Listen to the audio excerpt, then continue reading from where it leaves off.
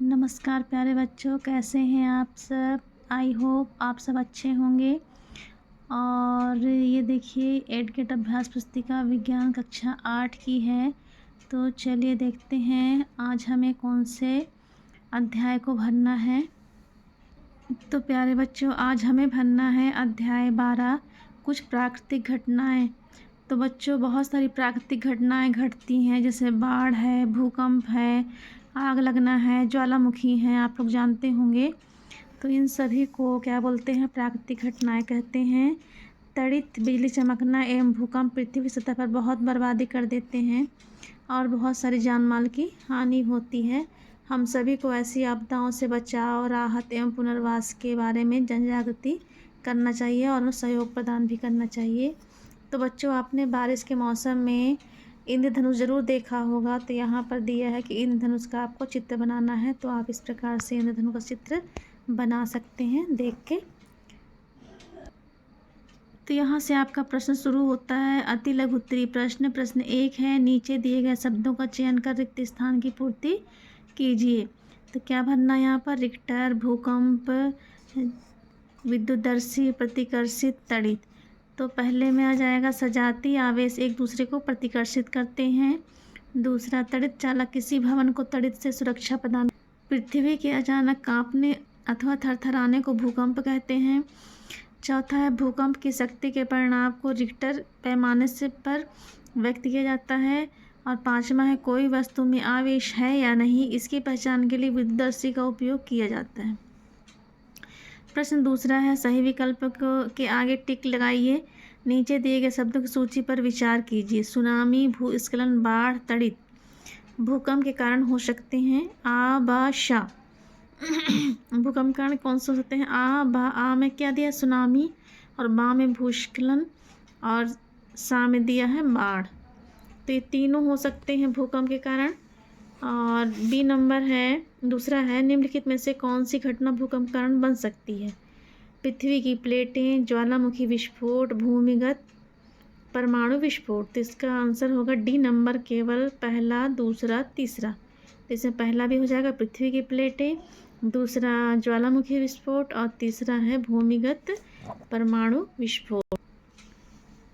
तीसरा है, मान लीजिए कि आप एक कार में हैं और आंधी के साथ बिजली कड़क रही है।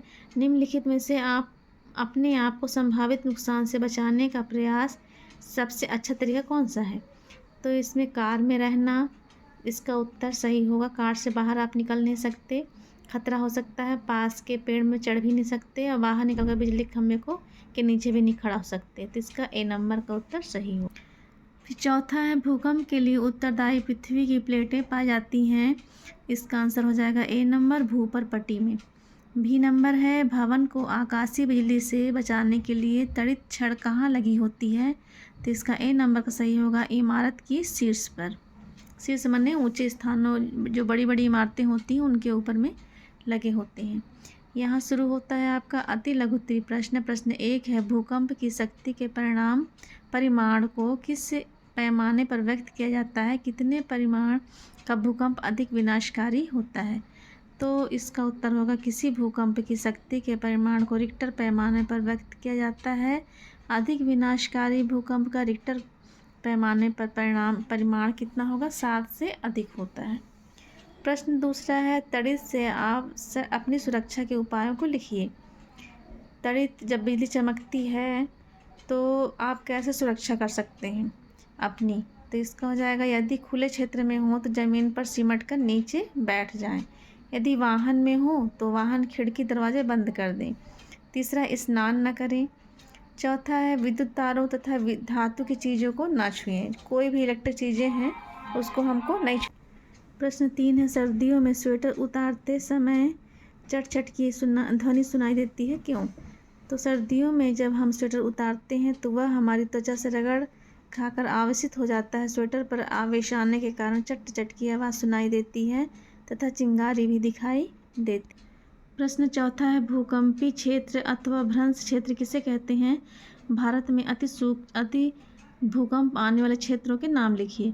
तो भूकंप प्लेटों की गतियों के कारण उत्पन्न होता है, अतः जहाँ प्लेटों की सीमाएं दुर्बल होती हैं वहाँ भूकंप आने की संभावना अधिक होती है। इन दुर्बल क्षेत्रों को भूकंपी क्षेत्र अथवा भ्रंश क्षेत्र कहते हैं। भारत में अति भूकंप क्षेत्र कश्मीर, पश्चिमी तथा केंद्रीय हिमालय हैं। लघु उत्तरीय प्रश्न है, पृथ्वी की संरचना का नामांकित चित्र बनाइए। तो इस प्रकार से आप पृथ्वी की संरचना का नामांकित चित्र बना सकते हैं। देखिए, सबसे ऊपर वाला क्या होता है, भूपरपट्टी, फिर उससे थोड़ा सा अंदर वाला हो जाएगा प्रवार, बाह्य कोड हो जाएगा इसका, और इसका हो जाएगा आंतरिक कोड, ये वाला। प्रश्न 6 है, भूपरपट्टी में विक्षोभ कैसे उत्पन्न होता है? विक्षोभ पृथ्वी पर किस रूप में दिखाई देता है? तो पृथ्वी के ऊपरी परत को भूपरपट्टी कहते हैं। पृथ्वी की यह परत टुकड़ों में विभाजित होता है। प्रत्येक टुकड़े को प्लेट कहते हैं। ये प्लेट निरंतर गति करती रहती हैं। जब ये एक दूसरे से रगड़ खाती हैं तो इसके कारण भूपरपट्टी में विक्षोभ उत्पन्न होता है, और यहाँ विक्षोभ पृथ्वी की सतह पर भूकंप के रूप में दिखाई देती है। तो यहाँ पर हो जाएगा विक्षोभ, लिख लीजिए, यहाँ पर भाव बना लीजिए। प्रश्न 7 है, आवेशित गुब्बारा दूसरे आवेशित गुब्बारे को प्रतिकर्षित करता है, जबकि अनावेशित गुब्बारा आवेशित गुब्बारे द्वारा आकर्षित किया जाता है। प्रयोग द्वारा समझाइए।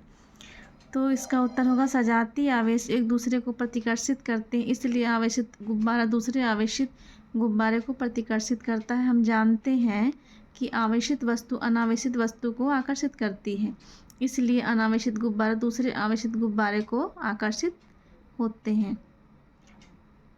2 गुब्बारा फुलाइए, इन्हें एक प्रकार से लटकाइए कि एक दूसरे को स्पर्श न करें। दोनों गुब्बारों को किसी ऊनी कपड़े से रगड़कर छोड़ देते हैं। हम देखते हैं कि गुब्बारा एक दूसरे को प्रतिकर्षित करते हैं। तो प्रश्न 8 है, आवेशों की पहचान करने के लिए आप एक सरल विद्युतदर्शी की रचना किस प्रकार करेंगे? बिंदुवार लिखिए। तो पहला है, बोतल के मुंह के साइज से कुछ बड़ा गत्तों का टुकड़ा लीजिए, इसमें एक छिद्र बनाइए जिसमें धातु के पेपर की क्लिप घुसाइए। दूसरा, एल्युमिनियम की पन्नी की लगभग 4 सेंटीमीटर से 1 सेंटीमीटर साइज की 2 पट्टी काटिए, इन्हें पेपर पर लटकाइए। गत्ते के ढक्कन में पेपर क्लिप को इस प्रकार घुसाइए कि वह गत्ते के लंबवत रहे। यहाँ से आपका शुरू होता है दीर्घ उत्तरीय प्रश्न। प्रश्न 9 है, तड़ित चालक किसे कहते हैं तथा यह भवन की सुरक्षा किस प्रकार करते हैं? सचित्र समझाइए। तड़ित चालक एक ऐसा युक्ति है जिसका उपयोग भवनों को तड़ित के प्रभाव से बचाने के लिए किया जाता है। किसी भवन के निर्माण के समय उसकी दीवारों में उस भवन की ऊंचाई से अधिक लंबाई की धातु की छड़ स्थापित कर दी जाती है। इस छड़ का एक सिरा वायु में खुला रखा जाता है तथा दूसरा सिरा को जमीन में काफ़ी गहराई तक दबा देते हैं। धातु की छड़ विद्युत आवेश की जमीन तक पहुंचने के लिए सरल पथ प्रदान करती है। तो इस प्रकार से आप तड़ित चालक का चित्र बना सकते हैं। प्रश्न 10 है, भूकंप से बचने के लिए निम्न स्थितियों में आप क्या प्रयास करेंगे? तो इसका उत्तर होगा, यदि हम घर पर हैं तो भूकंप के झटके लगने पर हम निम्न सावधानियां बरतेंगे। पहला है, किसी मेज के नीचे आश्रय लेंगे तथा झटकों के रुकने तक वहीं रहें। और दूसरा है, ऊंची तथा भारी वस्तुओं से दूर रहें जो आप पर गिर सकती हैं। तीसरा, यदि आप बिस्तर में हैं तो उठे नहीं, अपने सिर को तकिए से बचाव करें। और चौथा है, भवनों, वृक्ष तथा विद्युत लाइनों से दूर रहें तथा किसी खुले स्थान पर लेट जाएं। पाँचवा, यदि आप कार में हैं तो बाहर न निकलें तथा कार को धीरे धीरे खुले स्थान पर ले जाएं। 12 नंबर है, यदि आप घर से बाहर हैं तो क्या करेंगे? तो यदि आप घर से बाहर हैं और भूकंप के झटके लगते हैं तो हम निम्न सावधानियां बरतेंगे। 1 नंबर है, भवनों, वृक्षों तथा ऊपर जाती विद्युत लाइन से दूर रहेंगे और खुले स्थानों को ढूंढकर धरती पर लेट जाएंगे। दूसरा है, यदि वाहन में होंगे तो बाहर नहीं निकलेंगे और धीरे धीरे सुरक्षित स्थान पर पहुँच। प्रश्न 11 है, तड़ित झंझा के समय यदि आप घर के बाहर खुले स्थान में हों तब तो आप तड़ित से बचने के क्या उपाय करेंगे? तड़ित एवं झंझा गरज वाले तूफान के समय कोई भी खुला स्थान सुरक्षित नहीं होता। तो पहला है, यहाँ पर एक यहाँ लिख दीजिए। तड़ित से बचने के निम्न उपाय हैं। पहला है खुले वाहन, खुली कार, निर्माण कार्य हेतु मशीनों का प्रयोग नहीं करना चाहिए। दूसरा है खुले मैदान, ऊंचे वृक्ष, ऊंचे स्थानों पर नहीं जाना चाहिए। तीसरा है ज़मीन पर लेटना नहीं चाहिए बल्कि ज़मीन पर सिमट कर बैठना चाहिए। और चौथा वृक्षों से काफ़ी दूर खड़े हो रहना चाहिए। यहाँ से शुरू होता है बच्चों आपका प्रोजेक्ट नंबर 1। तो प्रोजेक्ट शुरू करने से पहले मैं आपको बता दूँ, यदि आप मेरे चैनल में नए हैं तो प्लीज़ मेरे चैनल को सब्सक्राइब कीजिए, लाइक कीजिए, कमेंट कीजिए और सपोर्ट कीजिए, क्योंकि मेरा चैनल नया है। अभी अभी मैंने खोला चैनल आप लोग के लिए और नई बुक आई रही, बच्चों को परेशानी हो रही थी भरने के लिए, इसलिए मैंने कहा कि चलो भर ही लेते हैं। तो मैं खुद अपने हाथ से भरती हूँ और आप लोगों तक ये वीडियो पहुँचाती हूँ। तो प्लीज़ सपोर्ट कीजिए और चलिए शुरू करते हैं। प्रोजेक्ट नंबर 1, समाचार पत्र पत्रिकाओं में छपे भूकंप पीड़ित व्यक्तियों की समस्याओं को एकत्र कर संक्षिप्त रिपोर्ट तैयार कीजिए। तो पहला है दिल्ली में भूकंप से लोगों के रहने की आफत बनी। भोपाल में भूकंप से घरों की छत उड़ी, यहाँ भूकंप बना ली। भूकंप से गांव में बिजली हुई ठप। भूकंप से ऑनलाइन व्यवस्थाएं हुई प्रभावित। और 12 नंबर है भूकंप के अलावा भी कुछ प्राकृतिक आपदाओं के चित्र एकत्र कर अपनी स्क्रैप पुस्तिका में लगाइए। आपको चित्र यहाँ लगा सकते हैं, कोई भी जो घटना घटती हैं समाचार पत्रों से काट के। भूकंप के अलावा अन्य प्राकृतिक घटनाएं कौन सी हैं? आग, बाढ़, सुनामी, ज्वालामुखी, चक्रवाती तूफान व सूखा। तो आप इसमें चित्र चिपका सकते हैं छोटे छोटे। यहाँ से आपका शुरू होता है प्रोजेक्ट नंबर 2 में। आ नंबर है प्राकृतिक विनाशकारी घटनाएं कौन कौन सी हैं, उनसे जनजीवन किस प्रकार प्रभावित हो सकता है, लिखिए। प्राकृतिक विनाशकारी परिघटनाएं हैं भूकंप, भूस्खलन, बाढ़, सूखा, चक्रवात, ज्वालामुखी का फटना व सुनामी आदि। प्राकृतिक विनाशकारी परिघटनाएं से जनजीवन प्रभावित होता है, इससे जनधन के अपार हानि होती है, जनजीवन अस्त व्यस्त होता है। 12 नंबर है अपने आसपास के 10 घरों की सूची बनाइए जिनके भवनों पर तड़ित चालक का उपयोग किया गया है तथा तड़ित चालक का चित्र बनाकर अपनी स्क्रैप पुस्तिका में लगाइए।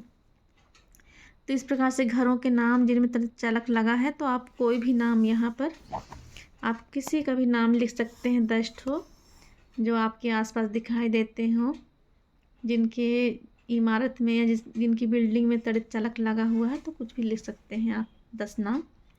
तो बच्चों यहाँ से आपका ये वाला पार्ट समाप्त होता है। अब अगले पार्ट के लिए, अगले अध्याय के लिए अगले वीडियो में जाके देखिए मेरे चैनल में। और ये शायद अध्याय 13 जो है वो लास्ट चैप्टर होगा। तो चलिए मिलते हैं अगले वीडियो में, तब तक के लिए bye bye. Thank you for watching.